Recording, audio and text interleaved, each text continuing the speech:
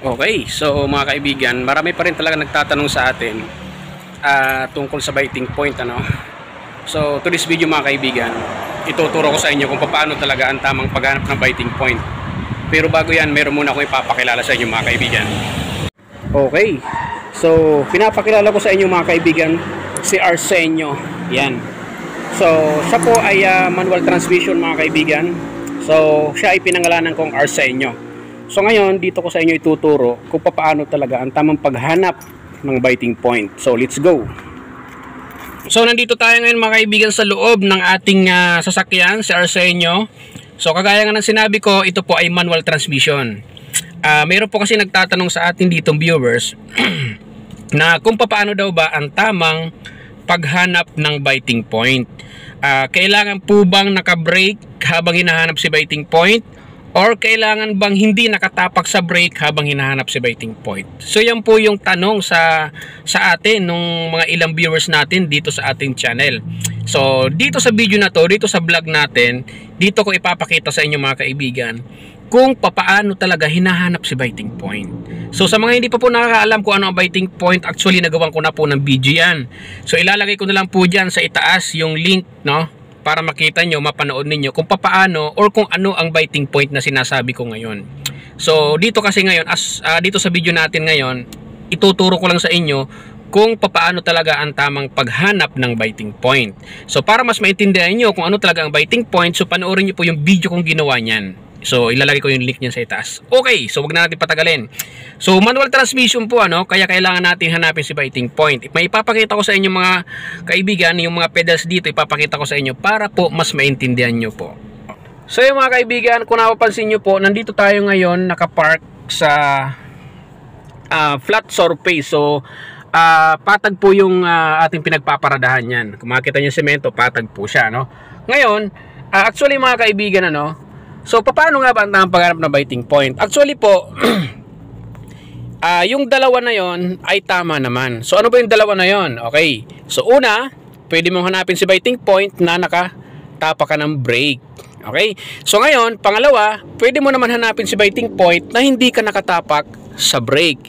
So ngayon, paano ba hahanapin si biting point? So since sabi ko naman ay parehong tama naman. So ganito yung mga kaibigan, ano. So kung napapansin nyo po, kagaya ng sinabi ko sa inyo ngayon, so nandito po tayo ngayon sa flat surface. So flat po ang semento. So ngayon, pag mga gantong sitwasyon po mga kaibigan, no need mo nang tapakan yung brake habang hinahanap yung biting point. Kasi po is patag naman po yung kalsada o yung ating kinaroroonan ngayon. So sa madaling salita, pag flat surface lang ho, pag patag po ang kalsada, so no need mo nang tapakan si brake habang hanapin si biting point. Okay, so quick review lang tayo mga kaibigan para hindi kayo nagtatanong kung ano nga ba si biting point. So ang biting point po mga kaibigan, ano, pag gagantong patag, so ito po yung mararamdaman nyo yung paggalaw niya, no? Paggalaw niya. So unang galaw na mabagal, yun na yung biting point para mas maintindihan nyo at maramdaman nyo yung biting point. At ang biting point, kagaya ng sinabi ko nung nakaraang video, ang biting point ay nangyayari lang po yan sa gear 1 at reverse lang. So dyan lang po nangyayari ang biting point. Okay, so maipapakita po ako sa inyong pedal dito. Ayan. So yan clutch pedal. So ipapakita ko sa inyo mga kaibigan kung paano hanapin si biting point na hindi nakatapak ng brake. Kasi po yung ating kinaroroonan ngayon ay patag naman po. Hindi naman po siya pababa, hindi naman po siya paahon. Okay? So ito po yung pedal. So i-press ko po yung clutch all the way hanggang flooring. Ayan, pe-press ko siya. So without pressing the brake yan. Ngayon, ang mga kaibigan, no, assuming lang, no, in-insert na natin yan sa gear 1. Naka-insert na, assuming lang po papakita ko lang sa inyo. So para mahanap si biting point, so slowly, gradually, no? Slowly, gradually pa, no? So yun, dahan-dahan mo siyang iangat ng dahan-dahan. So wala pong tapak ng brake yan, ha. So habang tinataas mo po yung paa mo dito, katulad ng ginagawa ko, raramdamin mo yung paggalaw. Pag gumalaw po yung sasakyan, i-hold mo na yung paa mo. Okay, naka-steady na siya. Pag naramdaman mong gumalaw, pa-forward yung iyong sasakyan or pa-reverse man yan. Kasi nga po, si biting point ay nangyayari po yan sa gear 1 at reverse. Okay, ipapakita ko sa inyo mga kaibigan. So, clutch down all the way hanggang flooring po. So, syempre, disengage natin yung handbrake. Okay? So yan, pag na-disengage natin yung handbrake, ayan, so kung mapapansin nyo po mga kaibigan, hindi po tayo gumagalaw ngayon. So naka-disengage na ang handbrake at naka-neutral position pa rin tayo. Okay, naka-clutch down po ako all the way hanggang flooring. So insert ko ng gear 1. Okay, naka-gear 1 na po yan. So kung mapapansin nyo po, hindi pa tayo gumagalaw. Bakit? Kasi nga po, hindi ko pa hinahanap si biting point. Ngayon, pag sinimulan ko siyang iangat ng dahan-dahan at naramdaman kong gumalaw yung ating sasakyan, no? Gumalaw sa arsenyo, no? Unang galaw na mabagal, yun na po ang biting point. So, kailangan kong i-hold yung pa ako.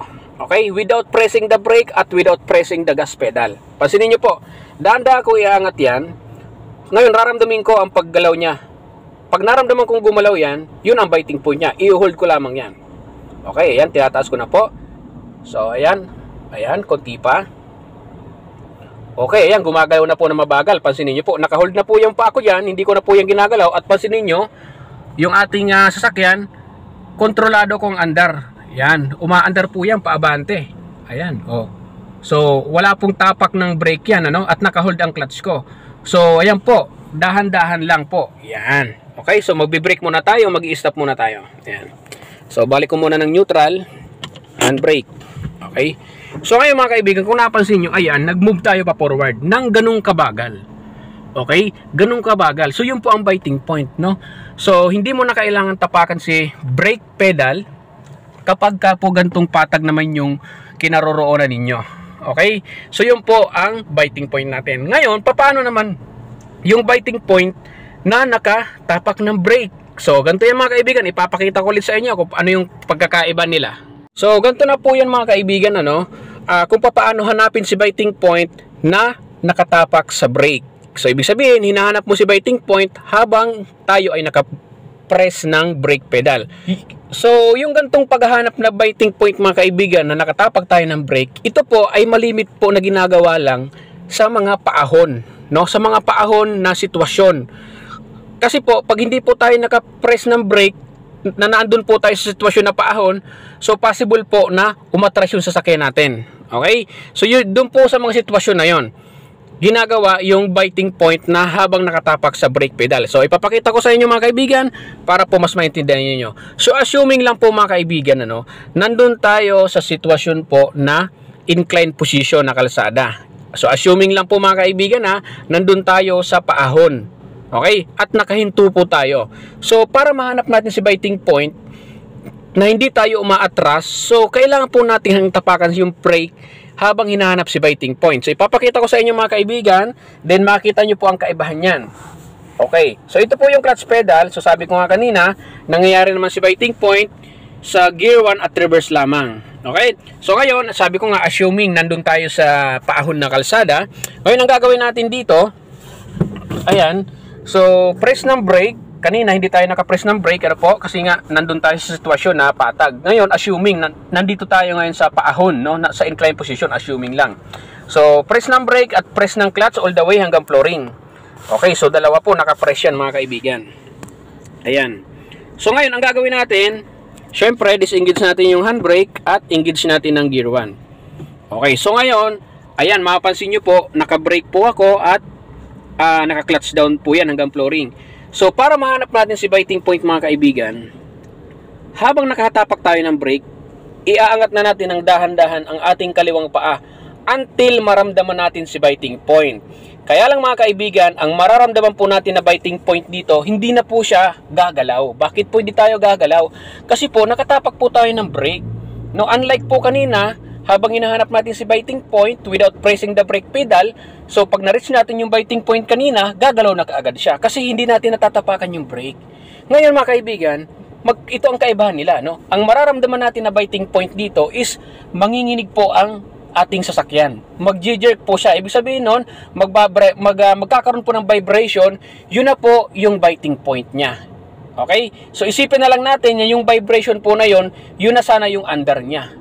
Okay, kaya ang gagawin po natin mga kaibigan, kapag inaangat natin yung kaliwang paa until dun sa biting point or yung vibration kasi nakatapak tayo ng brake, so i-hold lamang natin yung paa natin kapag nag-umpisa nang mag-vibrate yung ating sasakyan.